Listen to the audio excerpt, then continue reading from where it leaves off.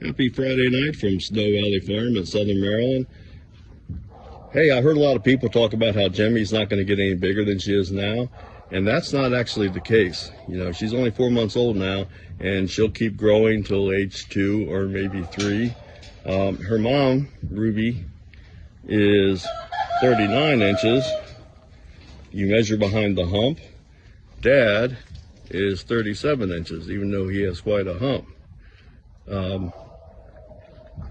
The smallest one we have, Spike's being X-rated there. Smallest one we have is little Flash here, who is 33 inches, and she's due in May, so she's a little pudgy.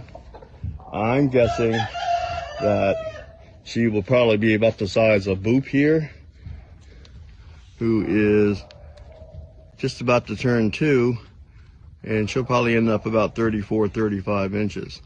So she could be somewhere between there and Willow, my best girl Willow, who is probably about 35 inches.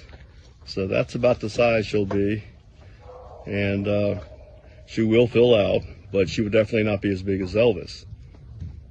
Just wanted to fill you in. Have a nice night.